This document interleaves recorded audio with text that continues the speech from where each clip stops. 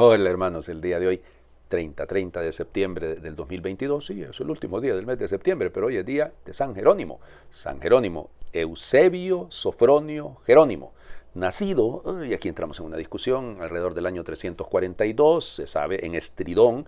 Estridón es una ciudad que se perdió en lo que hoy día sería Croacia, ¿no? En la provincia romana de Dalmacia en aquellos entonces. Y era de una familia acomodada, una familia cristiana, sí, pero acomodada, y tuvo la posibilidad de hacer buenos estudios. Era una persona muy, muy inteligente, ¿no? Y entonces se traslada muy joven, a los 14, 15 años, a Roma, y ahí pues entra en el círculo de Helio Donato. Helio Donato era uno de esos grandes latinistas, ¿no? Y entonces lo sumerge en la vida de los grandes pensadores de la época, bueno, de la época no, de digamos, la tradición romana latina, Virgilio, Tácito, es decir, y sobre todo Cicerón, porque le encantaba Cicerón, y se dejaba moldear, de hecho, por la filosofía ciceroniana y por la manera de escribir de Cicerón, y luego Homero, Platón, es decir, también del mundo griego. Y bueno, se hace muy amigo ahí de Rufino de Aquileia, su gran amigo fue Rufino, y después terminó hablando en la apología contra Rufino, cualquier cantidad de barbaridades las que dijo en contra de él. Tenía un carácter muy irascible, tenía un carácter así muy fogoso, muy fuerte, insultaba, corregía de una manera desmedida, eso hay que decirlo, de su personalidad hay cosas muy, muy discutibles, ¿no? Pues bueno, resulta ser que van a Treveris también, allá estudia, termina haciendo un viaje hacia el oriente, llega a Antioquía, ahí se le mueren dos de los compañeros y él estuvo muy, muy enfermo. Y en medio de esa enfermedad tiene un sueño en la que pues Dios le dice, porque vamos, le dice, mira, tú no eres cristiano. Claro que soy cristiano, no, tú eres ciceroniano. Y ahí vino su cambio total de vida y bueno, decide entonces entrar ya directamente en contacto. Y ahí pues termina siendo, ¿cómo les diría?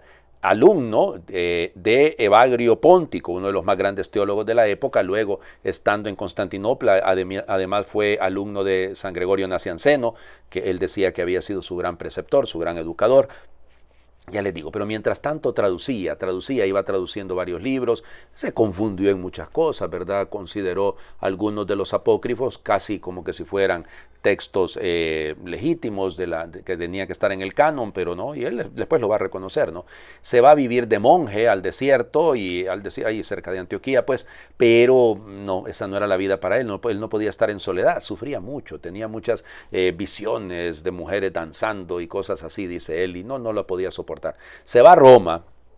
Estando en Roma, pues fíjense ustedes, el Papa San Dámaso es muy importante, porque San Dámaso no solo le va a encargar a él como su secretario, que tradujese un montonón de cartas de él, ¿no? Sino que además que se encargase de la traducción de la Biblia, del griego y del hebreo al latín. Y esa fue su gran obra. Ahí descubrió él su grandísima vocación, porque a eso sí se dedicó por años, ¿verdad? Por muchísimos años.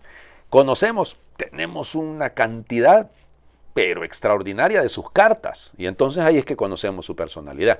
Y bueno, estando en Roma, se vincula con algunas familias, sobre todo con una tal Marcela, una Paulina, y por eso lo van a acusar después, ¿no? Las envidias son así, ¿verdad? Lo miran al hombre que está ahí ayudándole a alguna señora, algún grupo de señores, y ya, tiene a saber qué vida disoluta con ellas, a saber qué esconde. Nada que ver, hombre, o sea, si era un hombre, eso sí, no hay que andarlo creyendo, sino se trataba de una persona de bien. Y bueno, se va de Roma, se da cuenta de que no era su lugar. Algunos dicen que fue porque no le hicieron papa a él, y entonces resentido se fue allá para la Tierra Santa. Llegado a la Tierra Santa, miren, fue ordenado sacerdote hasta los 40 años, o sea, ya era una persona mayor. Allí en la Tierra Santa lo recibió el obispo que se llamaba Paulino, y entonces ahí se va a vivir. De hecho todavía está la cueva donde él vivía, ahí en Belén. Durante 35 años estuvo ahí y traducía, trabajaba. Miren, es que lo que pasa es que había una traducción, la Vetus Latina, que era la que se utilizaba en ese momento, pero tenía un montón de errores, entonces había que cambiarla, y él se dedicó a eso, pero tradujo a Tertuliano, a Orígenes. Miren, él admiraba mucho a Orígenes en la parte filológica, en la parte exegética, y seguía a Orígenes en mucho de esto, pero como él mismo lo dijo en su momento, él no era para nada origenista, y además rechazaba los dogmas de Orígenes.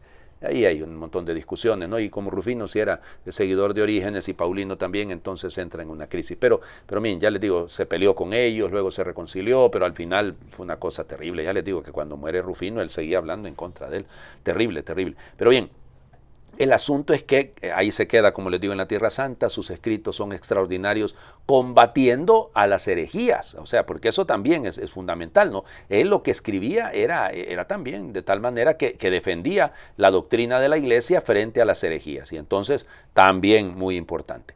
Bueno, va a morir a los 80 años de edad prácticamente, y siempre fue considerado un gran, ¿me entiendes? El 30 de septiembre muere. Es uno de los doctores de la Iglesia y de los 4 grandes santos de la antigüedad, ¿verdad? De los doctores de la Iglesia, junto a San Agustín, a San Ambrosio y a San Gregorio Magno. Y latinos, el mundo griego es otra cosa. Y luego fue declarado doctor de la Iglesia en 1295, creo, a finales del siglo XIII fue declarado doctor. Miren, reconocemos su papel, ¿verdad? Es decir, el Concilio de Trento va a declarar que la Vúlgata, que así se llamaba, así se le llamó porque era la traducción para el pueblo, para el vulgo, es la oficial. Esa fue revisada por San Roberto Bellarmino y luego fue revisada más adelante también para ser utilizada. Por eso las lecturas, ya les digo, litúrgicas son tan diferentes, ¿no? Pero bueno, le debemos a Jerónimo eso, el espíritu del amor a las Escrituras. Quien desconoce las Escrituras desconoce a Cristo. Bueno, vamos a las lecturas que hoy me pasé un poquitito hablando de él también. Seguimos, evidentemente, con el libro de Job. ¿Ok? Ya va terminando el asunto. Capítulo 38 y luego un pedazo del capítulo 40. El Señor le habló a Job desde el seno de la tormenta y le dijo: ¿acaso alguna vez en tu vida le has dado órdenes a la mañana o le has señalado su lugar a la aurora, para que ciña la tierra por los bordes y sacuda de ella a los malvados, para que ponga de relieve sus contornos y la tiña de colores como un vestido, para que prive a los malvados del amparo de las tinieblas y acabe con el poder del hombre criminal? ¿Has llegado hasta donde nace el mar o te has paseado por el fondo del océano? ¿Se te han franqueado las puertas de la muerte o has visto los portones del país de los muertos? ¿Has calculado la anchura de la tierra? Dímelo, si lo sabes. ¿Sabes en dónde vive la luz y en dónde habitan las tinieblas? ¿Podrías conducirlas a su morada o enseñarles el camino de su casa? Si lo sabes, es que para entonces tú ya habrías nacido y el número de tus años sería incontable. Job le respondió al Señor: he hablado a la ligera. ¿Qué puedo responder? Me taparé la boca con la mano. He estado hablando y ya no insistiré más. Ya no volveré a hablar. Palabra de Dios. Te alabamos, Señor. Ay, pobrecito Job. Le cayeron a palos, oigan. Es decir, lo dejó el Señor, pero que para que no volviera por otra, realmente lo puso, lo apabulló, si lo quieren. Claro, no es humillarlo lo que hace, pero es colocarlo, es ponerlo en su lugar. Ay, ¿se acuerdan? Ayer se terminó quejando que si él llegaba a Dios a juicio, pues siempre perdería.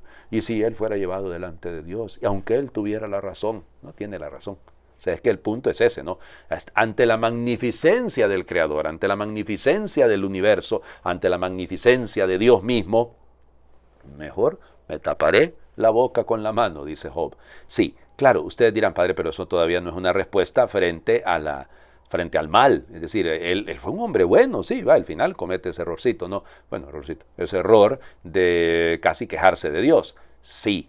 Pero entiendan hacia dónde va el texto. El texto lo que quiere hacer es aquello que decía mi abuelo. Yo lo repito mucho a veces cuando toca algún funeral de alguna persona que muere. Bueno, todas las muertes no son siempre incomprensibles, pero no puede entender una persona mayor que pasó una enfermedad y esto y aquello, pero hay muertes que uno dice se queda. Yo les digo siempre a la gente lo que decía mi abuelo Juan Ángel, de ahí me viene el nombre: los justos juicios de Dios, solo Dios. Ahí está el punto. Los juicios de Dios son de Él. Su manera de proceder es Él. Dejémoslo ser Dios. Ay, el Evangelio, Dios mío. Lucas, capítulo 10, versículos del 13 al 16. En aquel tiempo Jesús dijo: ay de ti, ciudad de Corazaín, ay de ti, ciudad de Betsaida, porque si en las ciudades de Tiro y de Sidón se hubieran realizado los prodigios que se han hecho en ustedes, hace mucho tiempo que hubieran hecho penitencia cubiertas de sayal y de ceniza. Por eso el día del juicio será menos severo para Tiro y Sidón que para ustedes. Y tú, Cafarnaúm, ¿crees que serás encumbrada hasta el cielo? No, serás precipitada en el abismo. Luego Jesús dijo a sus discípulos: el que los escucha a ustedes, a mí me escucha. El que los rechaza a ustedes, a mí me rechaza. Y el que me rechaza a mí, rechaza al que me ha enviado.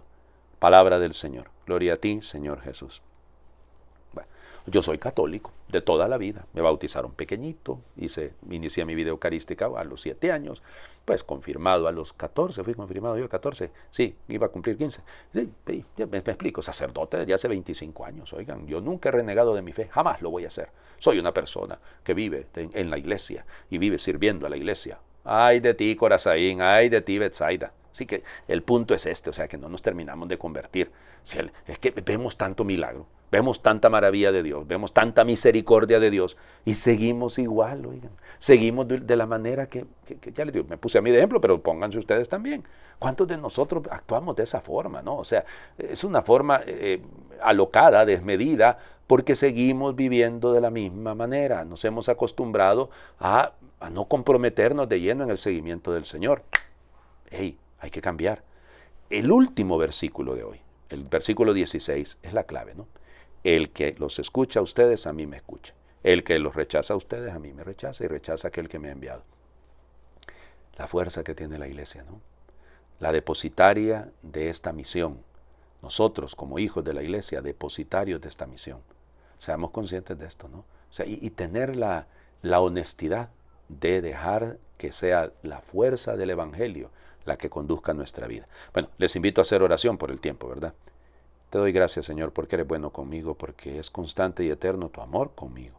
Tú haces grandes maravillas, la potencia del universo, el misterio de la vida, la fuerza del amor, mi propio ser, porque es constante y eterno tu amor con todo y también conmigo. Me sacaste de aquello que un tiempo me hizo esclavo, con mano tensa y fuerte brazo, como tira de uno aquel que es buen amigo, porque es constante y eterno tu amor conmigo. Cuando no tenía fuerzas me abriste el camino, pasé y fui salvado por ti de la esclavitud. Sentí en mi vida una vez más que es constante y eterno tu amor conmigo. Me llevas al desierto, pero vienes conmigo. Me sacas y me guías a tu estilo, haciendo brotar fuera aquello que en mí tú pusiste escondido. Pero yo nunca supe por qué no había podido. Quitaste de muy dentro poderes escondidos, rompiste mis cadenas y viniste conmigo. Yo a tientas descubría porque es constante y eterno tu amor conmigo. Tú me das, Señor, el pan que necesito, el pan que me da vida, y aunque me canso, vivo. Si recuerdo mi historia, has puesto en cada instante el pan que necesito. No me dejes ahora. Hazme experimentar que es constante y eterno tu amor conmigo. Amén. El Señor esté con ustedes y le bendiga a Dios por intercesión de San Jerónimo, el que es Padre, Hijo y Espíritu Santo, y su bendición descienda, les acompañe siempre. Muy feliz viernes y muy feliz final del mes de septiembre, del mes de la Biblia. Felicidades para todos. Comenzamos mañana, el mes de octubre, mes de las misiones, mes del Santo Rosario.